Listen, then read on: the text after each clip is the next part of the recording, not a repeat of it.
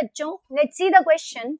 The question is the enzyme blank used to catalyze condensation of acetyl group with oxaloacetic acid to yield citric acid. And the options are: first is citrate permeate, second is citrate synthase, third is citrate burate, and the option D is citrate malate.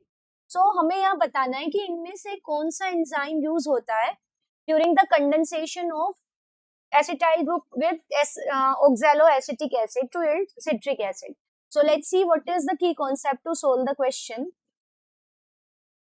So the key concept is that we should be having a knowledge about the Krebs cycle.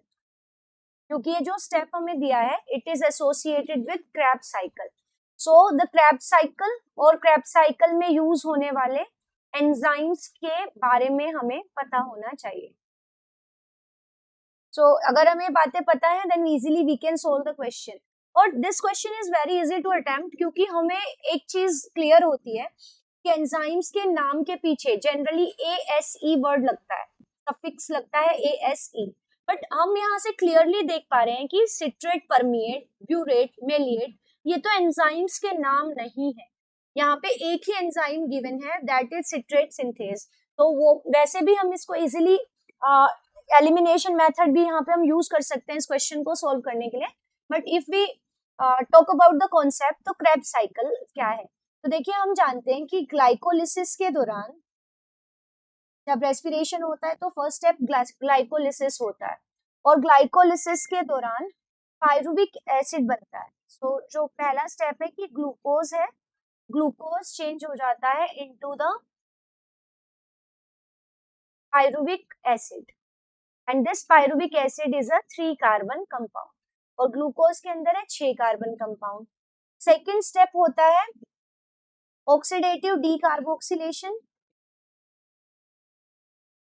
तो second step is oxidative decarboxylation जिसके दौरान होगा क्या कि pyruvic acid into the mitochondrial matrix ये क्या करेगा.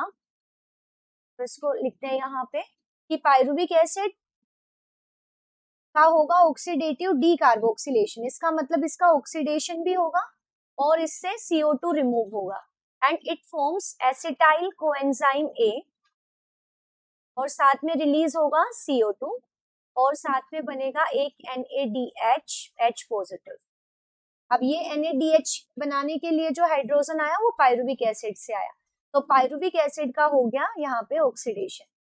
अब जो ये प्रोडक्ट बना एसिटाइल कोएंजाइम A अब ये चलेगा Krebs साइकिल के अंदर. तो it enters into the Krebs cycle जो कि माइटोकॉन्ड्रिया की मैट्रिक्स में ही होता है.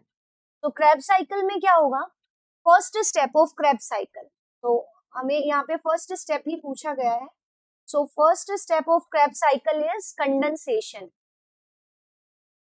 इस स्टेप में होता क्या है कंडेंसेशन मींस एडिशन है, यहाँ पे एडिशन रिएक्शन होगी. तो ऑक्सैलोएसिटिक एसिड और ऑक्सैलोएसिटेट which is a 4 carbon compound it is.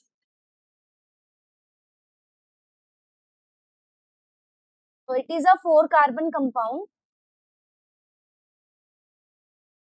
इसके साथ ऐड हो जाएगा एसिटाइल कोएंजाइम A का acetate group. Now the acetyl coenzyme is having 2 carbons. तो जब ये ऐड होगा तो इससे बन जाएगा citric acid and the citric acid has 6 carbons, 4 यहाँ से 2 यहाँ से. तो this is the very first step of Krebs cycle.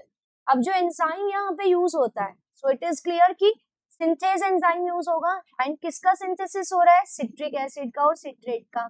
So enzyme used is citrate synthase. तो दिस इज द कॉन्सेप्ट जिसके बेसिस पे हम ये क्वेश्चन सोल्व कर पाएंगे. सो फ्रॉम दिस डिस्कशन ये क्लियर है कि यहाँ पे जो एंजाइम कंडेंसेशन में यूज हो रहा है acetyl group with oxaloacetic acid to yield citrate is the citrate synthase. It means the right answer is option D. I hope you understood it well. Best of luck. Thank you.